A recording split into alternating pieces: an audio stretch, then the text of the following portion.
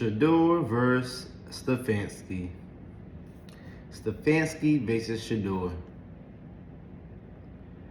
It has been an ongoing saga between Sheduer Sanders and his coach, Kevin Stefanski. We all know Kevin Stefanski never wanted to draft Shedeur. Andrew Berry, the GM, it was his call to pick Shedeur when he did. Kevin Stefanski had already chosen Dillon Gabriel. They had already, decided in the first round when they traded back, to go back further in the draft and use that pick on actually a defensive tackle. They weren't going to pick Shedeur. And now that Shedeur has been forced into the game, Stefanski is trying his hardest to not allow Shedeur to shine. Prime example, I'm just gonna cut to the chase. Every time they got to the goal line in the previous games, Stefanski chose to run a wildcat offense, which takes the quarterback out the game. The problem with that is, if Shedeur is in his first experience of getting to the goal line, you don't know what he can do on the goal line until you see what he can do with the goal line. So, in theory, if you were unsure if he'll be capable of being successful in scoring for you on the goal line, you should have at least given him the chance to see that before you automatically started using Wildcat as your go-to option. As somebody who is a Miami Dolphins fan, I am very, very, very well informed about the Wildcat offense. As one of the only teams that deployed this tactic consistently for at least a whole entire season. I know exactly what it feels like, or what it looks like to run the Wildcat offense. And while you're running the Wildcat offense, shout out Ronnie Brown, who was the running back for the Dolphins back then. But yes, we didn't have a quarterback for so long. We were using the Chad Henneys, and we had Ted Ginn Jr. as a receiver, but after me naming Chad Henne, I can't even think of who. Ryan Tannehill. It was a million.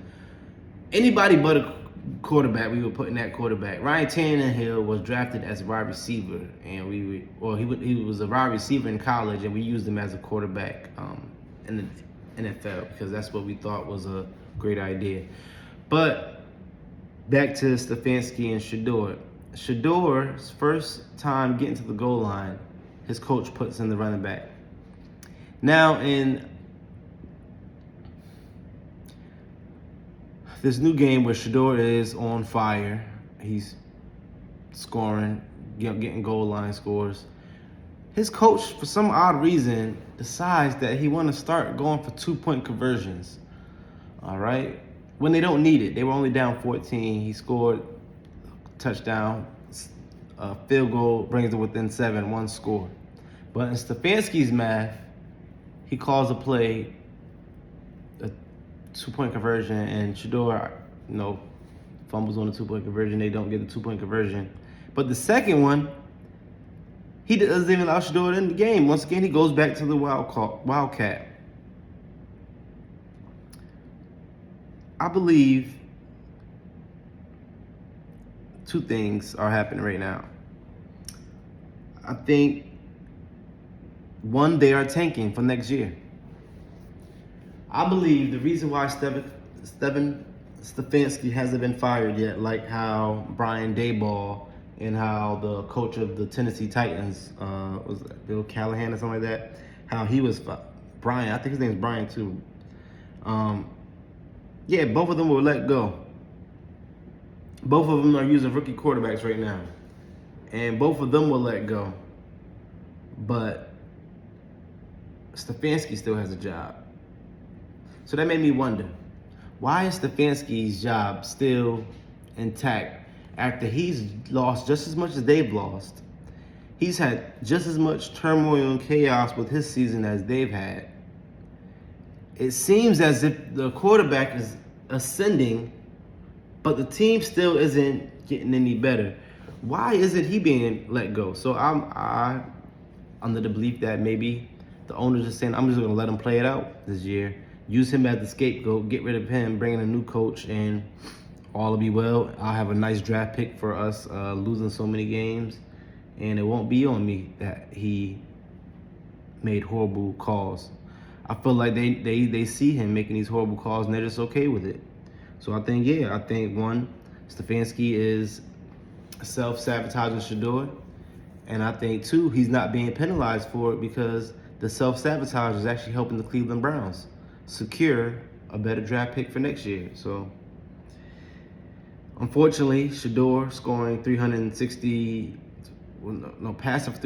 yards and scoring 4 touchdowns, that was good enough to earn him the starting job for the rest of the year. I mean, you don't have anybody else. One guy's barely out of concussion protocol, and the third guy's Bailey Zappi. So yeah, you had a plethora of options to go to besides Shedeur, but you chose to, finally, at the last game, now he's gonna be the permanent starter. I know Myles Garrett is furious that they wasted half a season basically procrastinating on letting Sheduer Sanders be the #1 quarterback. So we'll see where this goes, but yeah, I see Stefanski getting fired on the last day of the NFL. Like, if Cleveland Browns play like a game, and then like there's another game after that where somebody else plays, yeah, he'll be fired before the season. But after the Cleveland Browns season is officially over, yeah, he's out of there.